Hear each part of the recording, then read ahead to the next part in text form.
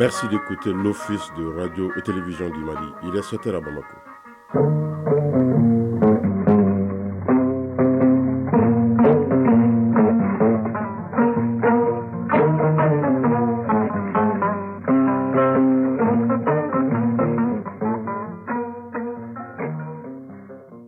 Le journal. Oumar Moussa Traoré.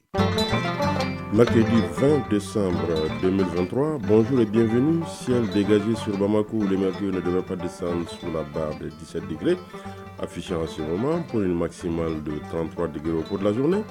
À la une de l'actualité de ce matin, l'aéroport international président Modibo Keïta Selou, bientôt doté de nouvelles commodités pour les usagers.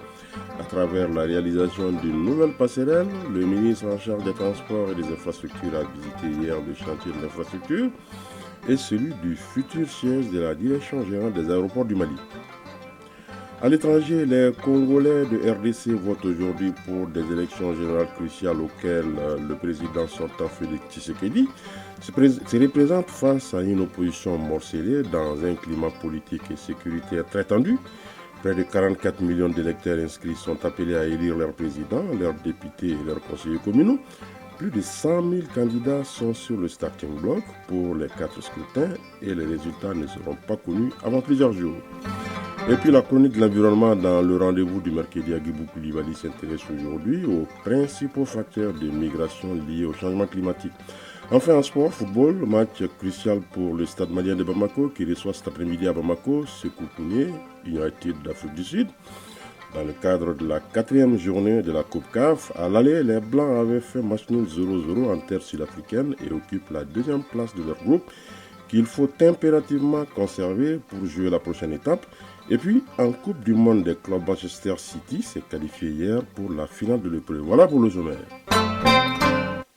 Nous commençons cette édition par une série d'audiences. Tout d'abord, le président de la transition, le colonel Assimi Goïta, a reçu hier en audience l'ambassadeur de la Russie au Mali. Le diplomate était venu remettre la photo immortalisant le drapeau du Mali flottant dans l'espace cosmique, ainsi que la photo cosmique de la capitale malienne. Le diplomate russe Igor Gromyko, à sa sortie d'audience, s'est confié à notre reporter Mamari Koni. Побывал российский космонавт. Il y a quelque temps, le cosmonaute M. Sverchkov a visité le Mali et il a transmis les 2 cadeaux. C'est la photo de la capitale malienne, faite de l'espace cosmique, et le drapeau du Mali. Et aujourd'hui, à la rencontre avec son Excellence, M. le Président de transition Assimi Goïta, je lui ai transmis ces cadeaux. Donc, ce sont les cadeaux vraiment précieux. Il s'agit du drapeau du Mali qui a été à l'espace cosmique à bord de station internationale cosmique et aussi la photo cosmique de la capitale malienne Bamako. Je suis sûr que le président de transition, son Excellence M. Assimi Goïta, a vraiment aimé ces cadeaux. Ainsi, on a profité de l'occasion de rediscuter les questions qui représentent l'intérêt. Il s'agit des relations russo-maliennes. Vous savez, la coopération entre la Russie et le Mali est vraiment multiforme et multi-aspect. On peut en parler beaucoup. Il s'agit de la coopération dans le domaine militaire et technique, humanitaire, éducation. Voilà l'ambassadeur de la Russie au Mali, Igor Gromyko, à l'instant. Il a été reçu hier en audience par le chef de l'État, des propos recueillis par Mamari Koni. D'une audience à une autre, le président du Conseil national de transition, Malik Diaw, lui a reçu en audience hier le représentant spécial du secrétaire général des Nations Unies au Mali, non moins chef de la mission multidimensionnelle intégrée des Nations Unies pour la stabilité au Mali, MINUSMA. El Gassimouane était venu faire ses adieux au président du CNT. L'occasion a été mise à profit par les 2 personnalités pour échanger sur le processus de retrait du personnel de la MINUSMA, qui doit en principe prendre fin le 31 décembre 2023. Pour plus de précisions, écoutez El Gassimouane, chef de la MINUSMA. Il est au micro de Sokona Kamisogo. La MINUSMA se retire du Mali. C'est un processus que nous avons enclenché le 1er juillet, à la suite de la demande faite par le Mali et de l'adoption subséquente de la résolution 2690, donc un processus qui devait s'étaler sur 6 mois. Et je suis ravi de noter que nous avons été en mesure de mener à bien ce processus. Il doit être complété à la fin de ce mois. Il reste encore quelques personnels en uniforme et personnel civil à retirer, mais le processus se passe plutôt bien et devrait être complété dans les délais. Et moi-même, ma mission touche à sa fin. avec évidemment le parachèvement de ce retrait. Et j'ai tenu donc à venir voir le président du CNT avec lequel j'ai entretenu d'excellents rapports. Le CNT est une institution importante dans le cadre de la transition malienne qui a travaillé très étroitement avec la MINUSMA.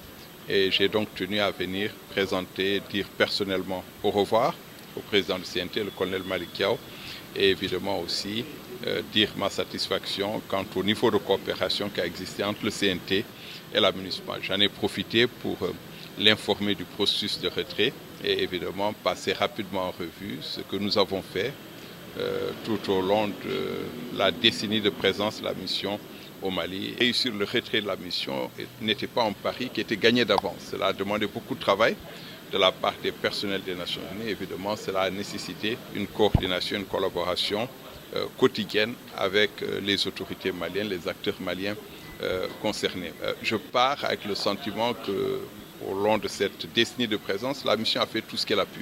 Aucune œuvre humaine n'est parfaite, mais ce que je sais, c'est que l'engagement de la MINUSMA et de son personnel et celui des Nations Unies ont été sans limite. Et maintenant, nous formons évidemment le vœu que les autorités maliennes, les autres acteurs maliens concernés pourront poursuivre, renforcer, amplifier l'œuvre de paix pour que le Mali retrouve sa stabilité. C'est important pour le Mali, c'est important pour la région, c'est important pour l'Afrique et le reste du monde. El Gassimouane, représentant spécial du secrétaire général des Nations Unies au Mali, nombre un chef de la mission multidimensionnelle intégrée des Nations Unies pour la stabilité au Mali, MINUSMA. Il était interrogé par Sokona Kamisoko. Tout autre chose à présent. Visite de terrain hier du ministre des Transports et des Infrastructures. La visite a concerné les chantiers de la nouvelle passerelle de l'aéroport international président Modibo Keïta Sénou et le nouveau siège du dit aéroport. Si l'objectif de la passerelle est d'atténuer les souffrances des voyageurs, le nouveau siège offrira un meilleur cadre de travail au personnel. Boubacar Bablé Touré pour plus de précisions. Une matinée de visite pour le ministre des Transports et des Infrastructures. Elle a d'abord concerné l'aéroport international président Modibo Keïta Sénou. En chantier, l'infrastructure doit être dotée d'une nouvelle passerelle pour faire face au flux de l'arrivée des voyageurs. Dambélé Madina Sissoko, ministre des Transports et des Infrastructures. Quand vous regardez, l'autre hall est devenu restreint. Ils ont prévu une extension, la réhabilitation de l'ancien hall. Donc une passerelle a été conçue et la mise en œuvre a commencé, plus l'aménagement de l'autre hall pour que nous puissions accueillir en même temps diligenter les passages des passagers qui transitent par l'aéroport. La deuxième étape de la visite a concerné le chantier du tout nouveau siège des aéroports du Mali, dans la zone aéroportière. Ici, les travaux sont exécutés à hauteur de 30% pour un délai consommé de 11 mois sur 24. Dambélé Madina Sissoko, ministre des Transports et des Infrastructures. Quand vous prenez une direction, c'est pour pouvoir mettre en œuvre les politiques. Mais il faut que la direction aussi soit logée. Donc quand vous regardez l'existence des aéroports à aujourd'hui, voir que notre aéroport n'a pas de siège, je peux dire que c'est quelque chose qui est à saluer. Colonel Lassina Togola, PDG des aéroports du Mali. Aujourd'hui, une partie du travail des aéroports du Mali est à Amnalaï, l'autre partie se trouve dans les couloirs vers tous les cloisonnements au niveau de l'aéroport, dont moi-même mon bureau. Ça fait déjà plus d'une quinzaine d'années que ce dossier était dans les tiroirs et ça n'avait pas sorti. Il était important, avec Madame le ministre, vraiment de prendre ce dossier en main et de pouvoir faire sortir pour qu'on puisse vraiment avoir un siège digne de ce nom. Et ça va soulager le travail des aéroports du Mali. Une fois terminé, ce nouveau siège qui comporte 75 bureaux offrira à coup sûr un meilleur cadre de travail au personnel, donc plus de résultats. Un mot de l'actualité dans nos régions et direction la troisième fin hier à Sikasso de l'atelier sur l'état de mise en œuvre du plan d'action 2018-2022 de la politique nationale en matière d'intégration africaine. Une rencontre de 2 jours organisée en prélude à la journée internationale des migrants. C'était sous la présidence du ministre des Maliens établi à l'extérieur de l'intégration africaine. Moussa Ag Atayer a invité les différents acteurs à plus d'engagement. Les explications de Moustapha Doumbia de la station régionale de Sikasso. C'est sur une note d'espoir que se sont achevés les travaux de l'atelier sur l'état de mise en œuvre du plan d'action 2018-2022 de la politique nationale en matière d'intégration africaine. Une session de 2 jours qui a fait le bilan du plan d'action, identifié les difficultés et dégagé des perspectives. Elle est sanctionnée par une série de recommandations. Lassine Koulibaly, porte-parole des participants. Redynamiser la Commission nationale pour l'intégration africaine chargée de faire des propositions de mesures correctives en matière d'intégration africaine.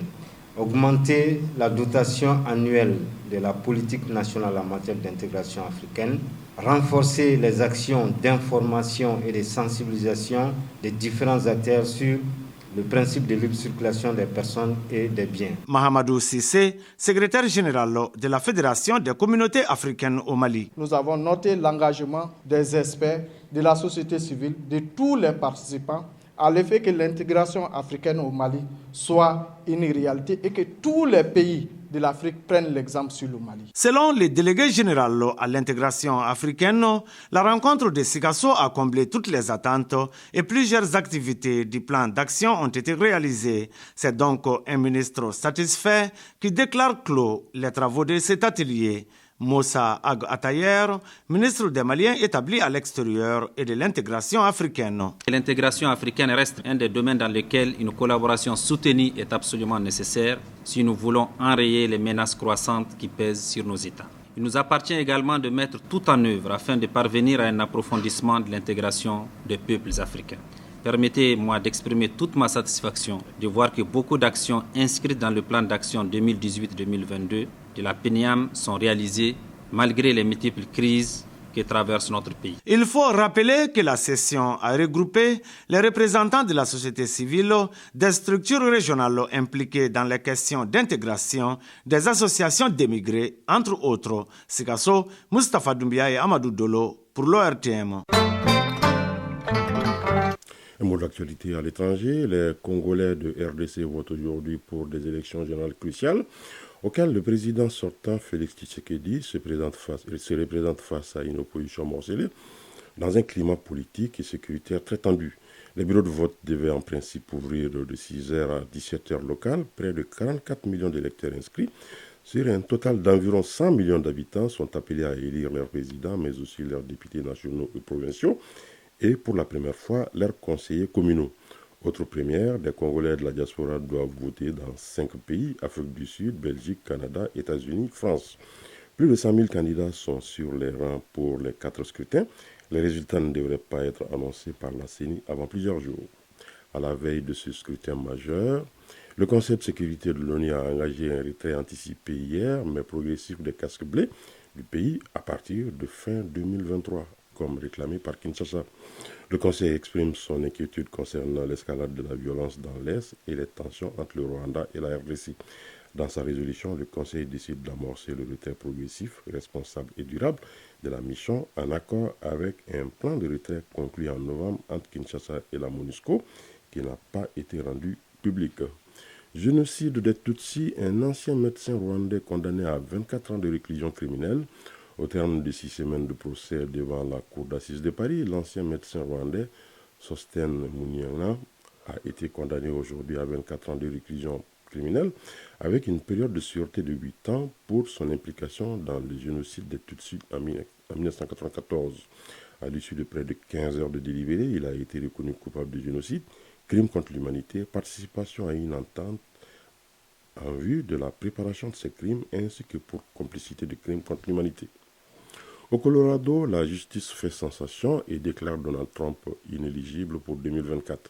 La Cour suprême du Colorado a en effet déclaré hier Donald Trump inéligible à la présidence en raison de ses agissements lors de l'assaut du Capitole. Une décision de justice qui ne manquera pas sûrement de soulever une onde de choc encore incalculable dans la tumultueuse campagne présidentielle américaine. Tous les regards sont désormais tournés vers la Cour suprême des États-Unis, devant laquelle l'ancien président républicain va se pourvoir à immédiatement annoncer un de ses porte-paroles. La page sport dans un instant.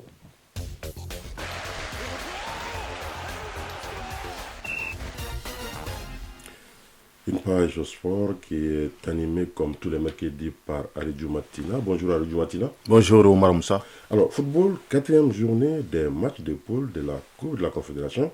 Les Stade malien de Bamako accueillent aujourd'hui ce Koukouni d'Afrique du Sud.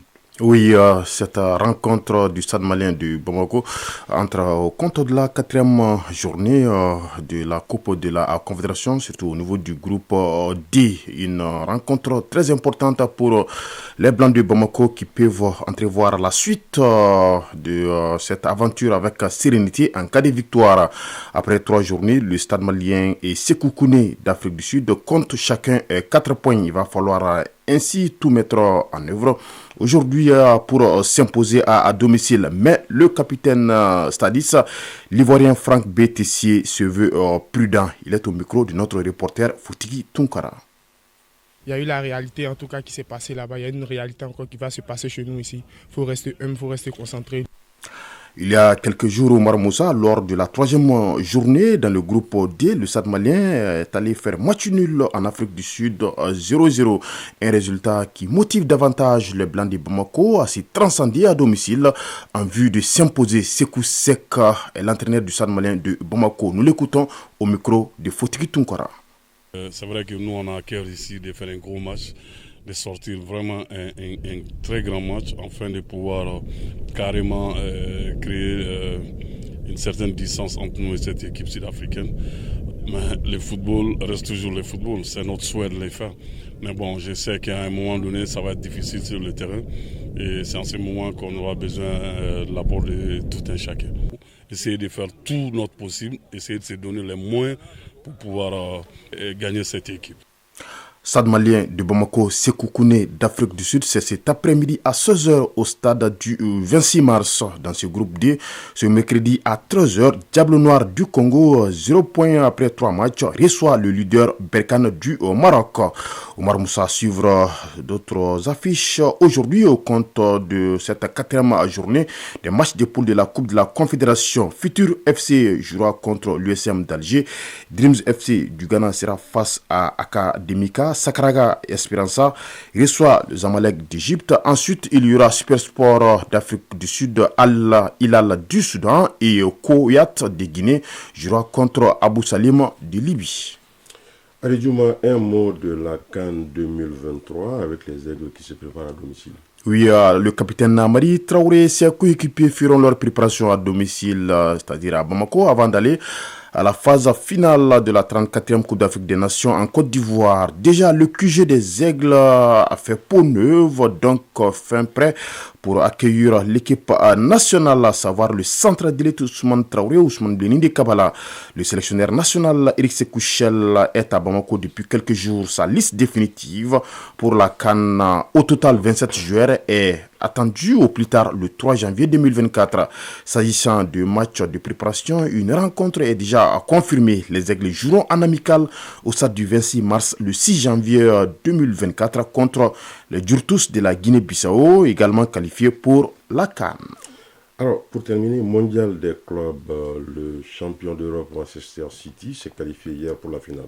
Considéré comme grandissime favori de ce mondial des clubs, Manchester City, qui a commencé la compétition à partir des demi-finales, s'est imposé hier facilement 3-0 contre Urawa Reds du Japon. En finale, ce vendredi 22 décembre, Manchester City, champion d'Europe, affrontera le champion de l'Amérique du Sud, Fluminense du Brésil, qui va tenter de mettre fin à l'hégémonie européenne sur cette compétition, car aucun club champion d'Europe n'a laissé échapper le trophée depuis 2012.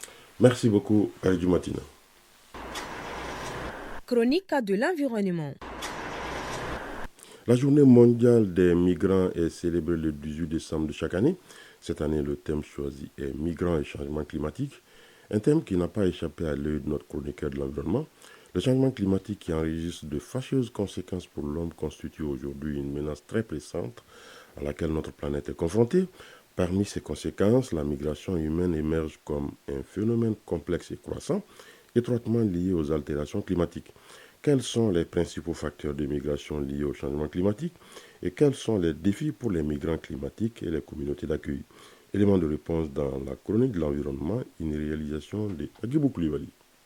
La migration liée au changement climatique pose des défis considérables au plan social, économique et politique. Les changements climatiques entraînent des phénomènes tels que l'élévation du niveau de la mer, les tempêtes plus fréquentes et intenses, les vagues de chaleur, la désertification et les modifications des régimes de précipitation. Ces événements peuvent déstabiliser les communautés, compromettre la sécurité alimentaire, détruire les infrastructures et forcer les populations à chercher des conditions de vie plus viables ailleurs. Bissala Mohamed, citoyen. À mon humble avis que les deux phénomènes sont liés, parce que le changement climatique ne date pas d'aujourd'hui, mais d'année en année, il devient plus récurrent, devient plus fréquent, caractérisé entre autres par les inondations, les vents violents, la détérioration du milieu, ce qui fait que ça a poussé les gens à quitter leur terroir parce qu'ils n'ont plus de quoi subsister. Mahamoudou Wadiye, ingénieur de génie civil. Aujourd'hui, l'homme migre. Pourquoi? C'est pour la recherche de mieux-être. Et comme on le dit, la première politique de l'homme, c'est son ventre. Donc, si un changement climatique entraîne un désastre écologique, amène une destruction de la nature, l'homme est obligé de quitter là où il est pour aller ailleurs. Et ce phénomène migratoire est dû simplement au fait qu'il y a un changement climatique. Donc j'estime que c'est une préoccupation majeure parce qu'aujourd'hui, au lieu d'utiliser des frontières pour empêcher aux hommes de passer d'un côté à un autre, effectivement, les frontières peuvent limiter, mais s'il y a vraiment un changement climatique, rien ne peut arrêter l'homme dans le processus de migration. Donc vraiment, c'est quelque chose qui nous interpelle tous. Les migrants climatiques font face à des défis tels que la perte de logement, la perturbation des moyens de subsistance, la dégradation des conditions de vie et parfois la perte des vies humaines. Lors des déplacements, les communautés d'accueil peuvent être confrontées à des pressions économiques et sociales, à des problèmes liés à l'infrastructure et à des conflits potentiels dus à la compétition pour les ressources limitées. Sekou Ahmed Diallo, directeur exécutif de AFAD Mali. Au niveau des villes, comme à se déplacer, aussi au niveau même d'autres pays, d'autres continents, à la recherche d'endroits meilleurs. Vous savez, avec les changements climatiques, les ressources naturelles se raréfient. Nous avons d'abord assisté à des séries de sécheresses au Sahel, à la désertification. Viennent se greffer les changements climatiques. Donc ça rend difficile les conditions de vie des populations. Ça accroît la pauvreté. Les populations n'ont plus d'autre chose que de se déplacer. Et il faut dire aussi, la raréfaction des ressources amène les conflits. Parce que les populations se battent aussi autour des ressources. Donc, les effets néfastes des changements climatiques contribuent bel et bien à la migration. Pour l'heure, plusieurs organisations internationales et initiatives travaillent à aborder les migrations liées au changement climatique. Cela inclut des efforts pour renforcer la résilience des communautés, atténuer les émissions de gaz à effet de serre et élaborer des politiques de gestion migratoire plus inclusives et durables. Voilà, à cette heure passée de 22 minutes à Kidal se referme cette édition. La coordination éditoriale a été assurée par Bourama Traoré. À la mise en onde, il y avait Mamadou Boubacar Diallo. Merci d'avoir été de notre prochain rendez-vous des infos 13h. Vous retrouverez Tenema Monikata. Mais d'ici là, je vous propose de suivre tout à l'heure la page météo avec Diana Doumbia, les avis et communiqués avec Doudou Temili. Retrouvez cette édition sur www.ortm.ml et sur l'ensemble de nos plateformes digitales. La mise en ligne de la présente a été assurée par Chakoma Traoré. Excellente suite de programme sur l'OATM.